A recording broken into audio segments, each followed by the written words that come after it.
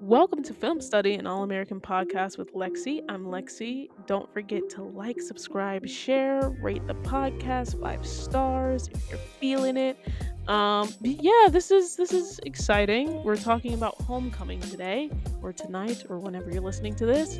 And it's episode 202, No Love. So we'll see what Simone and the Bringston crew have been up to since Spencer and Jordan left.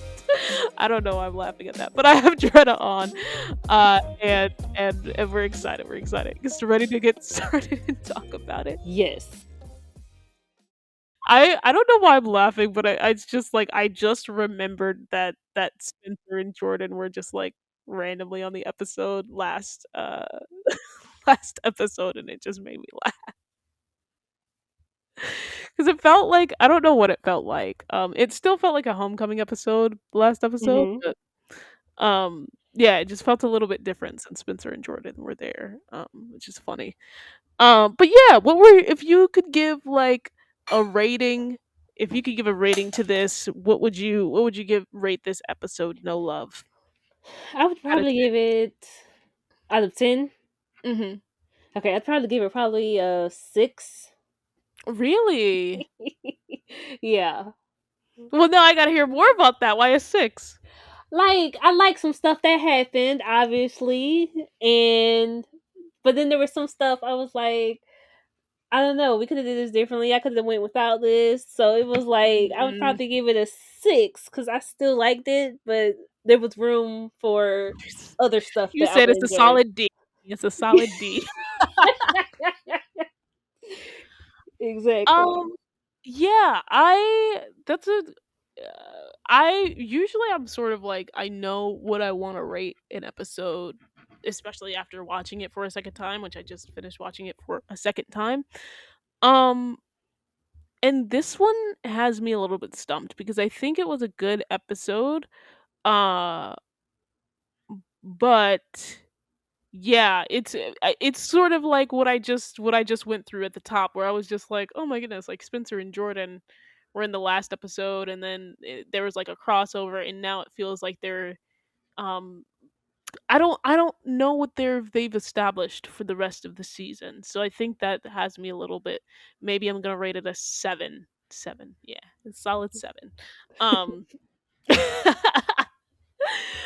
because I think it was good, but to your point, like there's things that are like left me wanting more. Um, and one storyline that I feel like that had me wanting a little bit more was Marcus, sort of his storyline and Marcus returning. Really quick, Damon finally talked to Marcus about leaving, because they haven't spoken since the end of last season.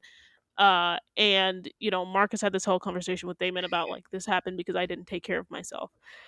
So he just sort of goes through the episode, and he's asking Amar to reinstate him, but she's like, "Oh, have you found a therapist yet?" We know at the end of last episode he was just like, "I can't stand by while my village is burning."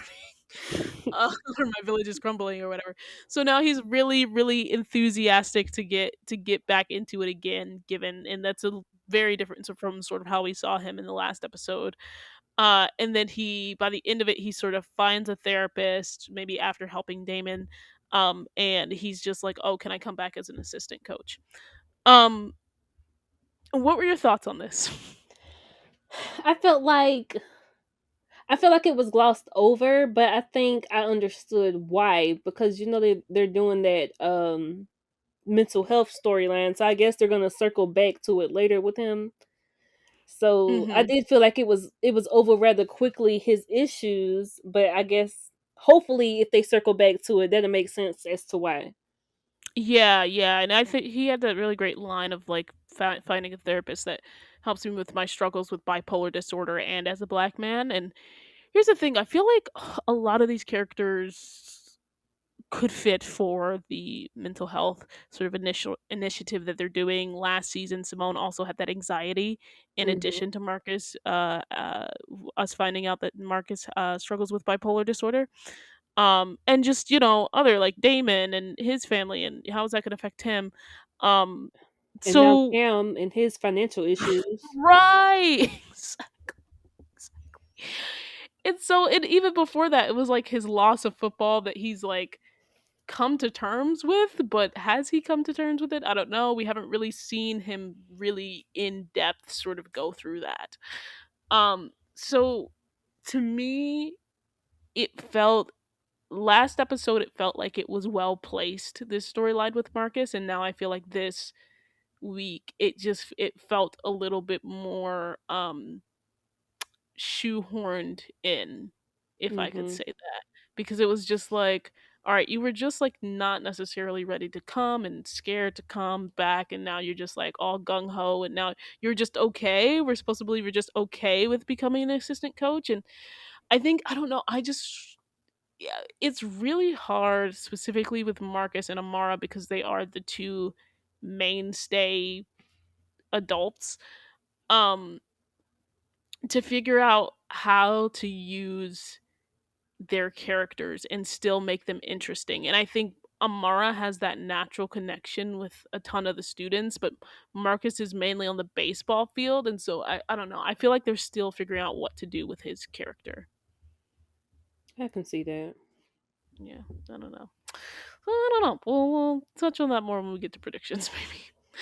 But other than that, speaking of Amara, Uh, Cam had a financial issue, and I'll cover these two at the same time.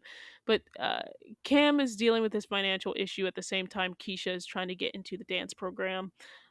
They have this conversation about good nerves, and Keisha's just like, "Oh, I must be killing the game because these butterflies are real." And I'm like, "Okay, Keisha, okay." And she's like, "Okay, us." I just love the like little one-liners are hilarious to me. Um, side note on this. I can't not bring this up. Did you see the tweet going around that said like, "Why is Keisha walking like this?" No. You gotta go back and look at this clip. I'll send it to you. But you gotta go back and look at this clip of Keisha's Netta obviously walking, and she's just like sashaying, like strutting down the campus, and it's like, oh, you just having fun today. You just having fun this weekend. She was feeling that. She was feeling it. She was feeling herself. So yeah, that was just funny. But essentially Cam and Keisha go through sort of simultaneous struggles. Keisha, her audition gets canceled because the dance professor is like, "Oh, you this is just one of your hobbies. So since this is just a hobby of yours and people have been working at this their whole life, I'm not going to let you audition." Cam, meanwhile, his classes have been dropped, and Miss Robinette at the registrars ain't trying to hold his classes for him, even though he has the money to pay for school, and even though it was just a banking error, and that the funds would be there in a couple days. So they go through this day dealing with those two things. Um, Cam tries to ask Amar if there's anything she can do, and they have this line about there's no reason we should lose out on our future over a few days, and I was just like, whew, I don't miss them struggles of college At all. at all. Like those, especially I remember being, and it wasn't like anything extreme, but I remember like I was an RA or whatever, and we had to be on campus early, and they would always be like, "Oh, so is everybody in good standing with the university?" And I was just like, "We waiting for the funds to come through." I can't. They'd be like, "Yeah, you have to be a full-time student," and I'm like, "Yeah, the classes are coming. They coming." So I do not miss those days, and I understand Cam's struggles completely. But with that being said, Cam sort of encourages Keisha to fight for her spot, since he really can't do anything because, in his words, Miss Robinette needs love of Jesus or something. Um, and Keisha goes to the professor and is basically like gives this whole speech about how it's her passion and asked her to give her a shot. Um, and then Amara ends up extending the tuition payment deadline for Cam, tells Robinette off, hires Cam as her assistant, and again with the one liner, it's like, I'm president and I approve that message. I'm President Dr. Amara Patterson. Like, okay, Amara, get it, girl. But basically, at the end of the day, Cam gets a job, gets his classes in order, and then Keisha passes her audition. But not before getting that obligatory speech from the whole family, who came from family dinner. So, what did you think about that storyline and how Cam and Keisha handled their struggles? And I think the fact, because it's still remaining true this season, the fact that Cam and Keisha mostly have storylines together. What do you think about that?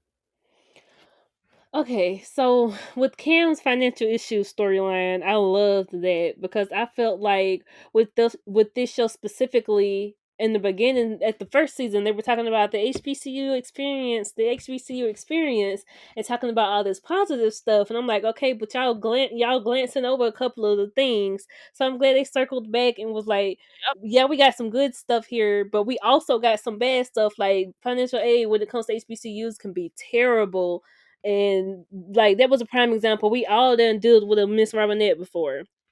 So I Yes. loved that storyline.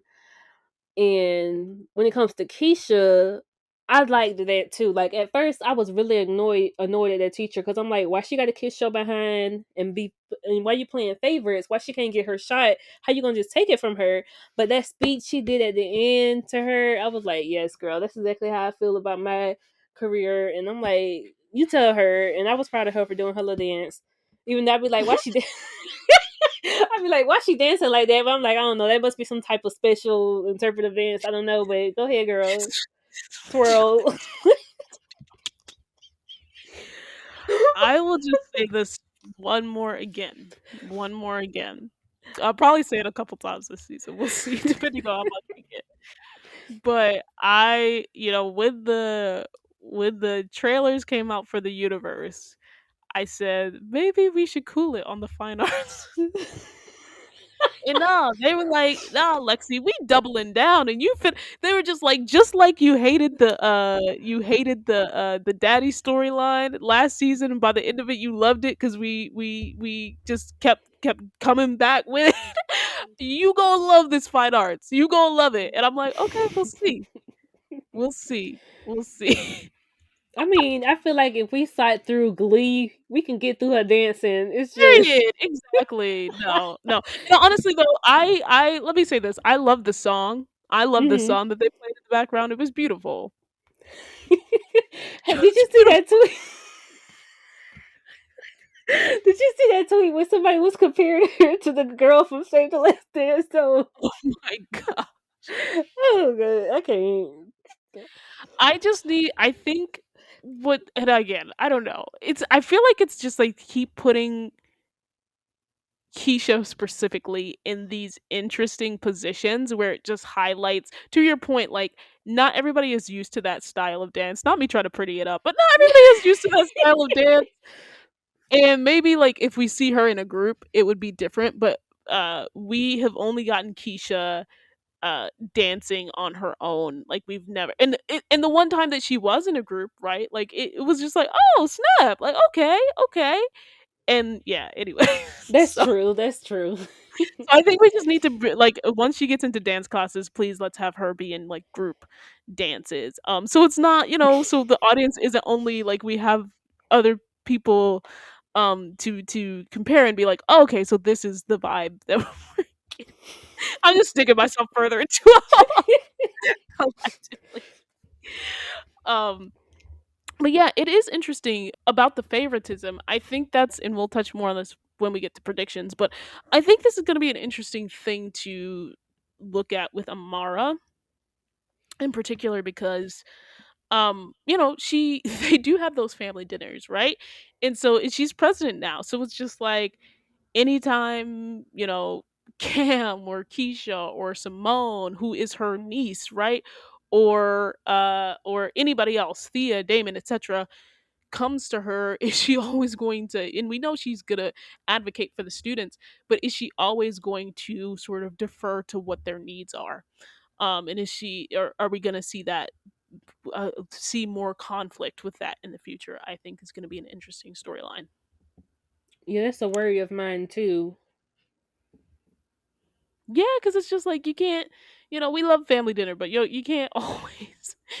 You can't always be the good president. And we saw that a little bit last week, but it was like it ended up working out anyway. So I don't know. We'll see. We'll see. The last thing I'll say is it would be so fun for them to touch on, even though I'm sure people would not be a fan of this storyline because they'd be like black trauma or something. But uh I think it would be so interesting if they did a similar storyline to the Howard University financial aid scandal. Yes. Where the financial aid counselor like essentially took all of that money and was like buying clothes for themselves and et cetera, et cetera, et cetera, while students went because that this is real. We want to show the highlights of HBCU at HBCU life, but also there's some things that we gotta work on as well. So yeah, just back to your point about showing both sides and full dimensionality of who we are in that experience. Yeah, because I just want whoever looks at the show and says, "Well, this is going to make me want to go to an HBCU." I really want that for you. I just want you to also know everything. I don't want you to Yeah, just have rose-colored glasses on. yeah, exactly. And if you're like me and you went to a PWI and pretty conservative PWI at that, you're just like, I don't care, just give me the HBCU. Just give me the HBCU. Black content. Period. So that was Keisha and Cam and Amara. Um, so flipping over to Damon. Number one, let me just say this: I knew Damon wasn't going to Hawkins. I was like, "There's no way they're moving him to Hawkins." Even after last episode, I was just like, "That man is in the transfer portal. Like this transfer ain't official yet." Exactly. And so anyway, it was really interesting to see us follow that journey of Thea like walking Damon to Hawkins or whatever, and they talk about being mini long distance. Gag. Bro, Damon and Thea, they gonna hold on to this relationship for their dear life, and I'm like, oh, we're really doubling down, tripling down, tripling down on this, and I need to understand why. Can you explain it to me? I truly cannot. The mind baffles. Like, uh, It's just I guess okay. because she the only other girl that wasn't Keisha. Take Like it. he wasn't gonna get with one of Simone's friends, so I guess he had to. That's true. That's okay. Okay. No, honestly, you ate that. You ate. I'm not gonna lie, you ate that because that makes sense. That makes so much sense. But yeah, regardless of uh, whether or not they're gonna work out, and why it was interesting seeing her walk him to Hawkins, I don't care because we got to see Lando and his fine self. Yes. I love seeing Lando on my screen. Yes, yes, yes. He just gives a little he gives a little spice. He gives a little something extra to the cast, I think. Um and we sort of watched Damon go through this where he's like transferring to Hawkins, but we know it's really because like Jesse is trash, right? And he's trying to get away from Jesse. And so we see him sort of like talking to his team. They mess with him a little bit about playing in the charity game, and Jesse's still being trash, being like, "Well, you you always leaving your team and blah blah blah blah blah." And Damon's like, "Oh, I guess leaving is in my DNA then." And I'm like, "You get him again, Damon. Get him from me." Get him from- so that all happens. And he's just trying to figure it out. Simultaneously, he's trying to be there for Thea, who her shoulder worse and her injury is pushed back. There's this whole crazy thing with Thea and Simone, right? And they have their little run in. So Damon was going through a lot. He was trying to figure out how to end things on a good note with his team. He was trying to be there for Thea. He was also leaving his real boo Simone, and so he was dealing with. And on top of all of that, Thea and Simone are in this conflict right now. So, Simone comes at Thea, and we'll get to Simone's end of things, but Simone comes at Thea, and Thea's essentially like, these are grown women. I don't control them. You need to focus on your own game. And Simone asks Damon to talk to Thea, and he's just like, look, my name is Bennett, and I'm not in it. Whatever going on between y'all, that's y'all. That's y'all. And Simone has that line where she's like, a real friend wouldn't stand by and let their girl do something that's dead wrong.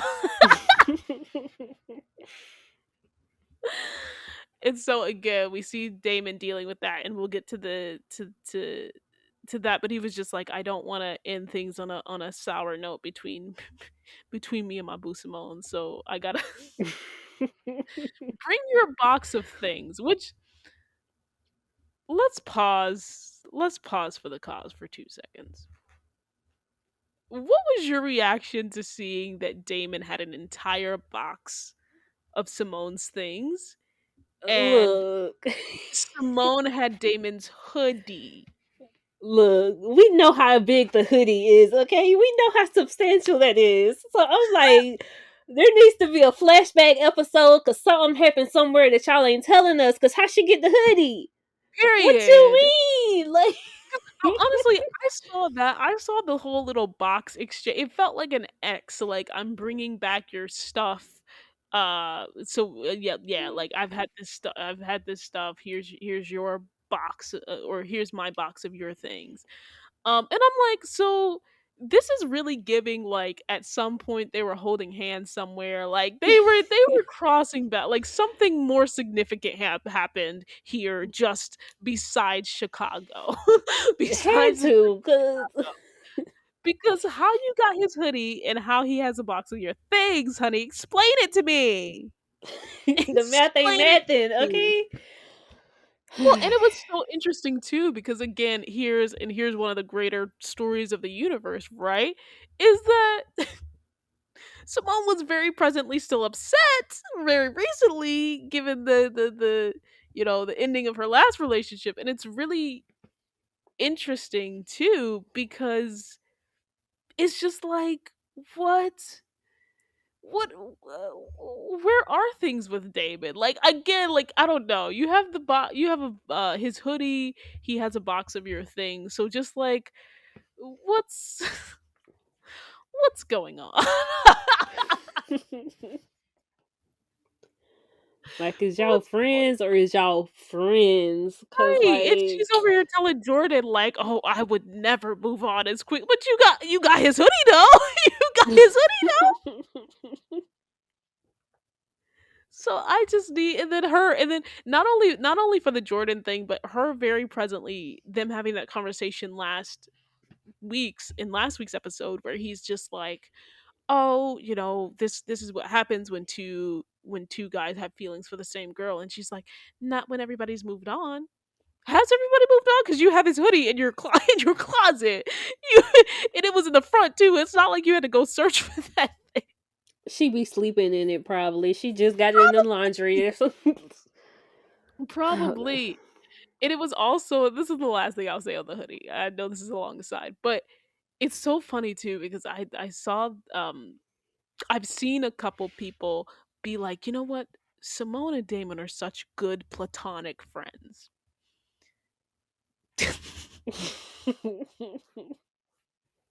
And you know what? I'm gonna just leave it there.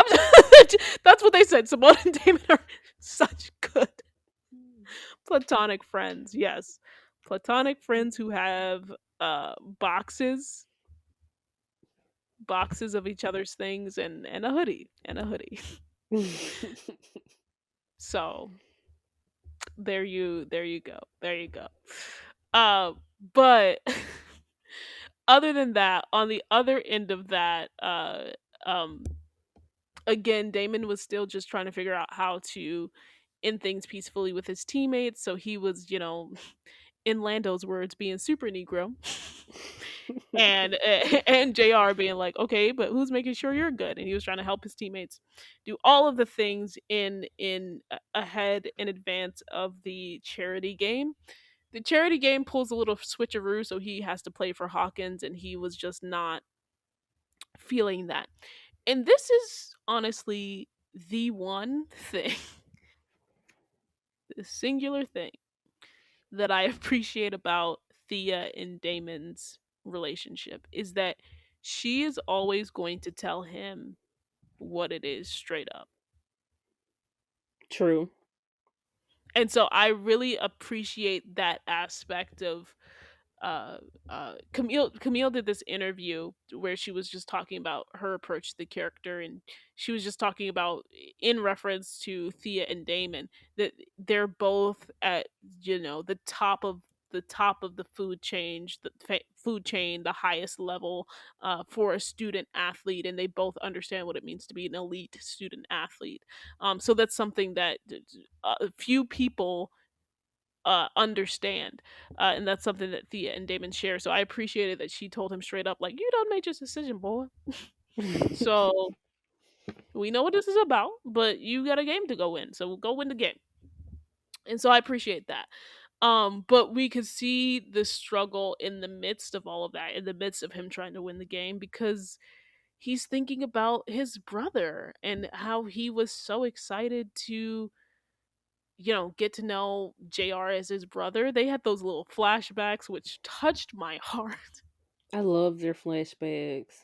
They do flashbacks so well. And when I say they do flashbacks so well, I mean they do flashbacks of like the characters being younger.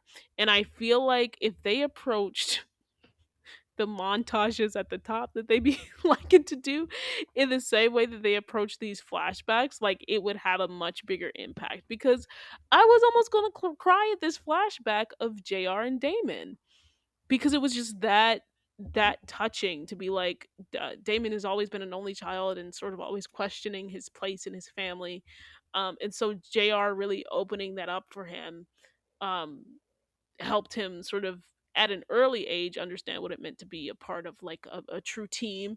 And then that just reiterated itself when he got to Bringston, and what he told the whole crew of like, I've changed being here, and you guys have shown me what it means to not be alone and not be on an island.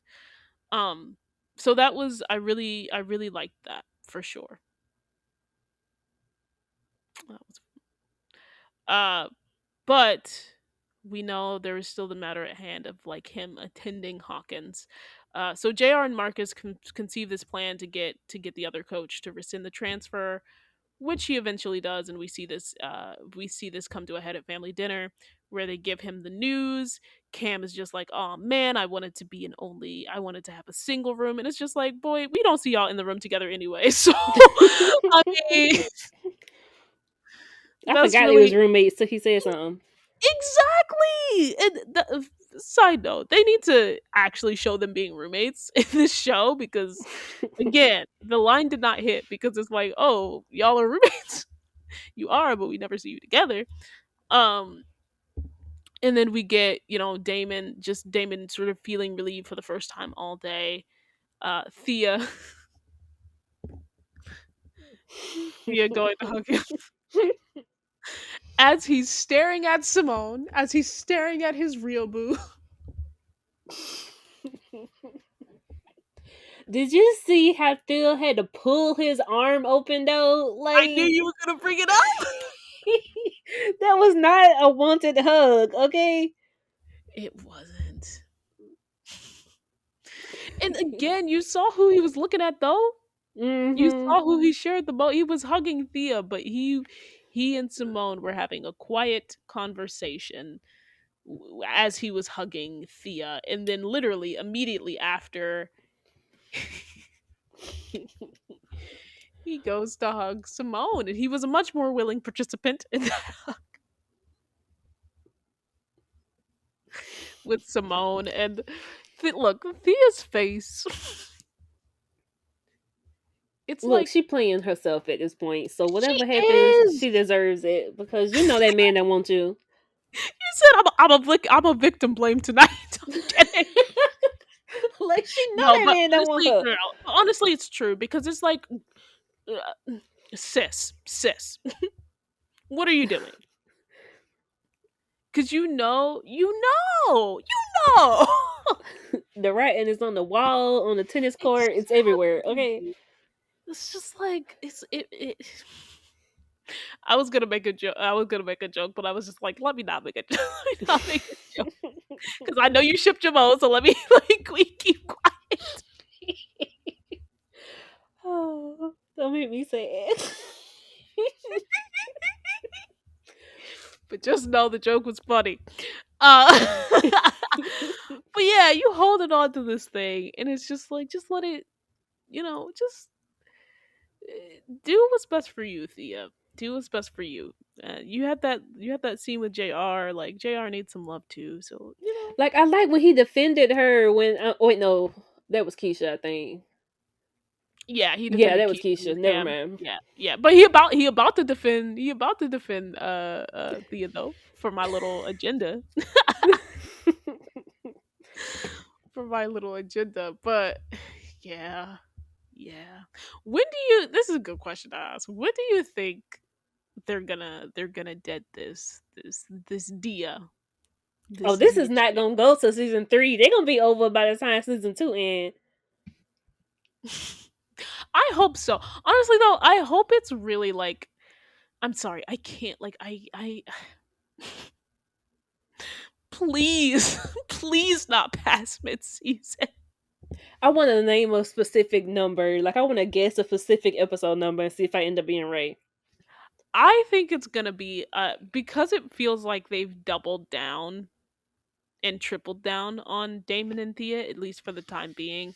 I'm gonna say it's not gonna happen until like around mid season, but like after, like closer to after mid season. Like maybe well, they have 15 episodes, and usually mid season is episode 7. Yeah, yeah, yeah. So like 8 or 9 or 10, somewhere in that range.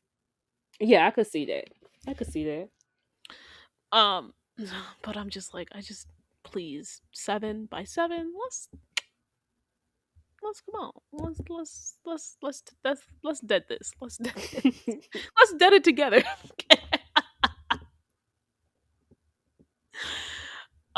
So anyway, that was an early prediction for everybody. And then here we go, Jesse. Always ruining stuff. So Amara texts Jesse that Damon is staying, and Jesse's just like, "Oh, it's too late." And I'm like, "Boy, she's the president. She can tell you to do whatever you want, whatever she wants to tell you to do." But he gets Lando to join the Bringston team, which I'm upset about in principle because it's Jesse who made the move, but I'm excited for myself because that means we get more Lando on the Morlando. screen. And I actually think this was a brilliant way for the writers to get Lando to Bringston, because that's one of the questions that I had, because everybody off the rip knew that he had amazing chemistry with this cast and that we should see him on our screen more. So I was just like, but how are they going to do that, because both of them are pitchers? And I actually think this is a really smart way for them. Like, it wasn't just a throwaway sort of storyline because Damon was mad at Jesse. It was actually really pointed and well executed way to get Lando to Bringston, I think. But what are your thoughts on that? I agree. I thought that was a great twist because I didn't see it coming. Like I honestly didn't think that he would be coming to Bringston. I wanted him to, but it was one of those things. I thought it would just be like competing schools for the rest of the series or something. Yeah. But I liked it. It was a good twist. So I'm glad that he's going to be there. Right, and this means like we get more Lando without having to see more of Hawkins, which I'm just sort of tired of seeing. Right. And Uh, Damon gets a frenemy, which means that him and yes, JR can get closer because they don't have to fight anymore. say it again. Say it for the people in the back. Because that's also one thing, and it feels like they've just like almost glossed over all of their issues that JR and Damon have had, but I'm still kind of like, I still feel like we need to see Damon and JR really reason through a lot of what they dealt with last season, because they said some hurtful things to each other last season. And maybe it's just like whatever, it's water on the bridge, but to your point, like they had them fight and butt heads a lot last season. So it's going to be interesting. So far it's been sort of chill on their front. But I want to see if that's going to continue, and if it's like going to continue specifically without them sort of having to be like, yeah, I was tripping last semester. Um but with that being said, Simone in this top 6, child. Oh my goodness. I just, again, with the one-liners, I need to call out these one-liners one by one. Mighty Morphin Power Baddie, come through. Even though I wasn't a biggest fan of the ponytail, but the outfit, yes. Mighty Morphin Power Baddie, period. Uh Look at Thea finding new friends to fight with later. That was also a funny line.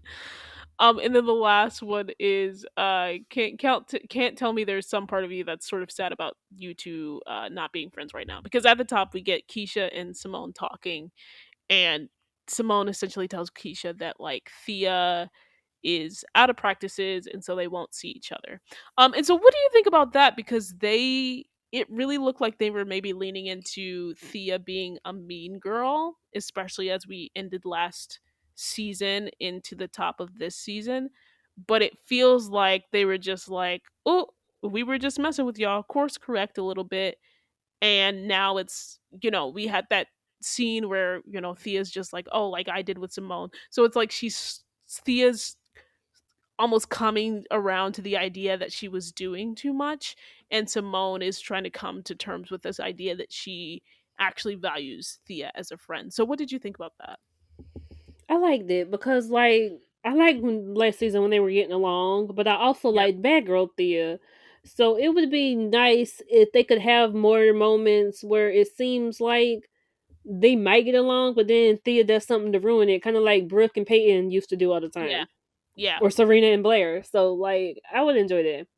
Yeah, no, I agree, and I think keeping Thea interesting without her, because I felt like it was a sharp, I feel like, left turn at the end of the season for Thea, in just how she came at Simone that Hmm. quickly, and maybe a little bit of it had to do with Damon or whatever, but it was still very sharp for me. And so having seen this second episode where she's just like, oh, like I did with, Simone, or, her going back to like, you need to focus on your game. I was like, yeah, like this is what we need to see. Like we're always wondering like if they're going to like truly be friends, or if they are going to like always sort of have this tension. But I don't think it works anymore where it's just completely like like episode 1. I don't think episode 1 Thea works where she's just like completely on a rampage. Um Mm-mm. because it's just like they've gone through too much at this point. Like Simone like did a birthday party for you, like was trying to help you with your dating life. Like all like there's just too much in that short period of time. There's so much history between the two of you where it's like you can't pull a 180 that quickly and just be like, forget you, and yeah, I knew you was always coming for me, because you know that's not true. You know that's not true. You know she did a ton for you, and vice versa for Simone. Like Thea has really helped Simone in terms of her career on the on the tennis field, and encouraging her when she was having like her anxiety attacks on the court. So there's that relationship, and I love that they took the time to build that relationship. So this tension that they have right now, especially as it was realized in episode 2, that it feels like, oh, like now we just want y'all to talk it out. But are Yeah. y'all gonna talk it out? We don't know. um so with that being said, uh Tootie, which, ugh, that name, calling Simone 6.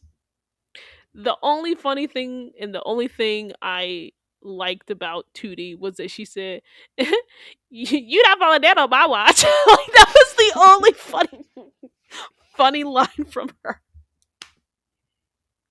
"You not falling down on my watch." It's like, what? That was just such a hilarious line execution. I couldn't. I couldn't.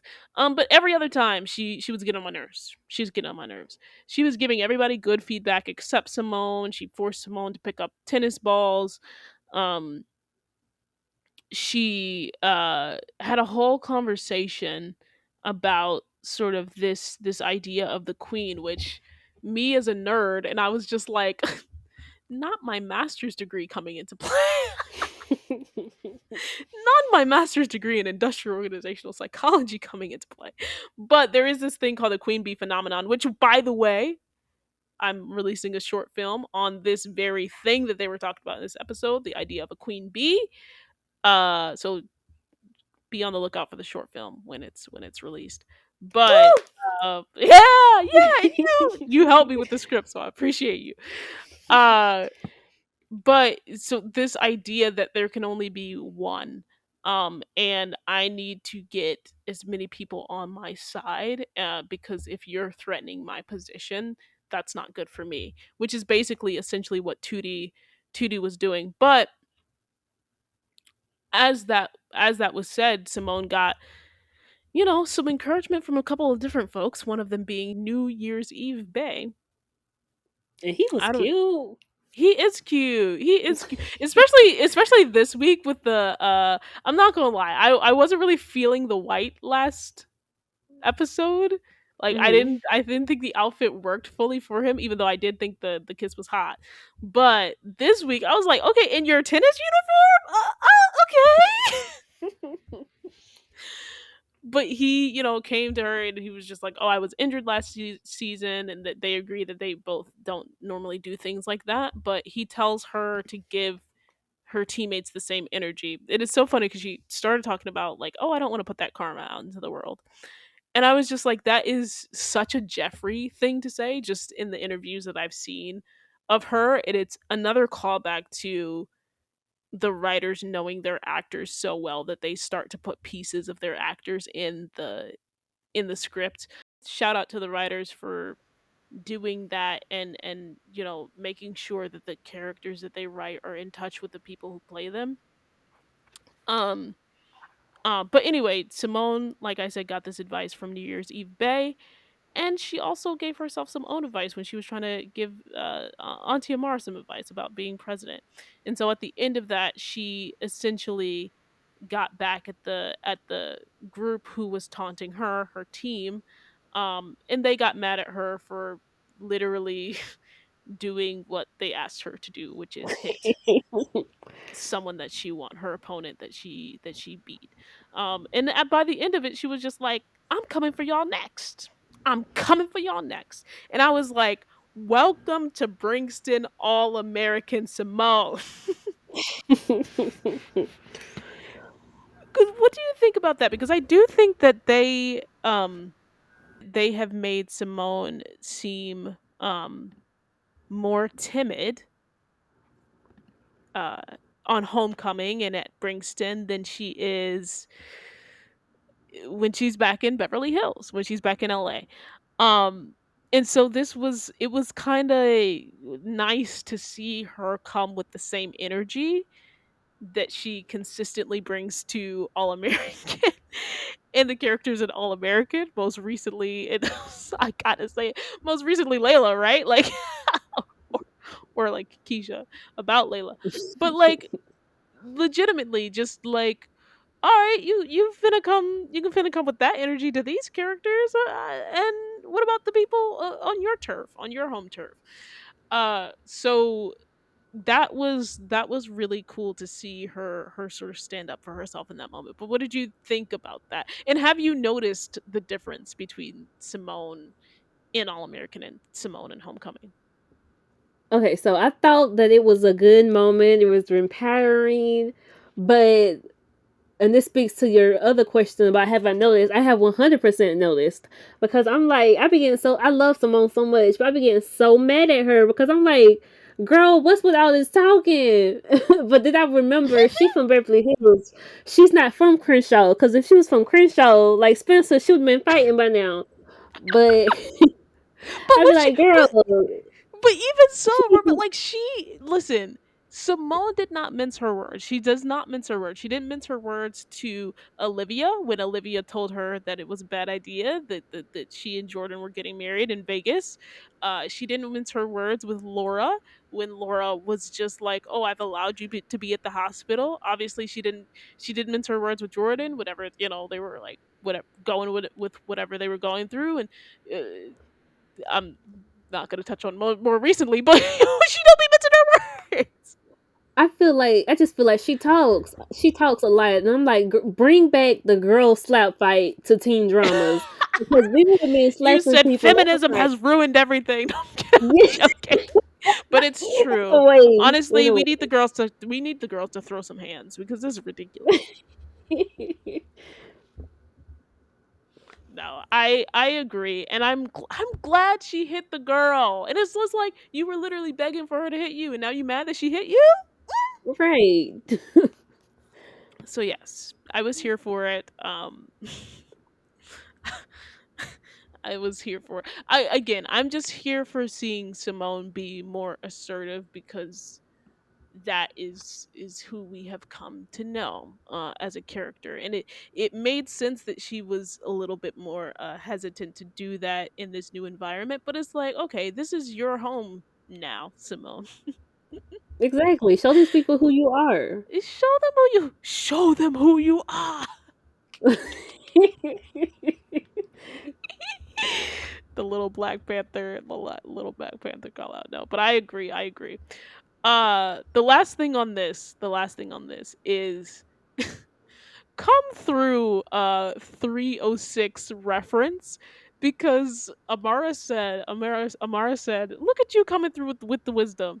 And that is exactly what Simone said to Layla in 306. So I appreciated that little callback, because 306 is still to this day one of my favorite episodes of the entire universe. I can say that now. Is that episode at the cabin. So yeah, that was the show. That was the episode.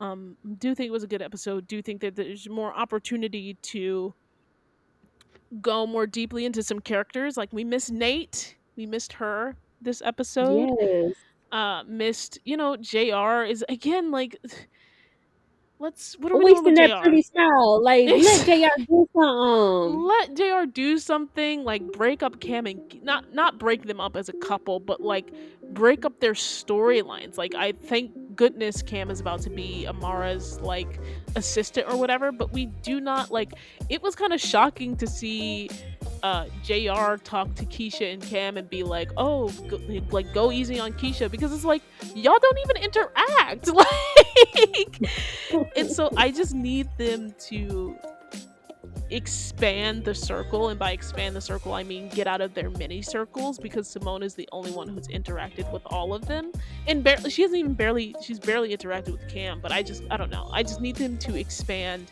within the family, and explore those different dynamics, be that Cam and Damon, be that Cam and JR, be that Cam and whoever else, or Simone and who is Simone not just Simone and Cam, Thea and JR. Like I just want to see more of it. Nate actually getting a fully realized story, which we're gonna start to get into next week. So yeah, I'm just excited. But speaking of next week and speaking of predictions, it's a good time to get to those. Um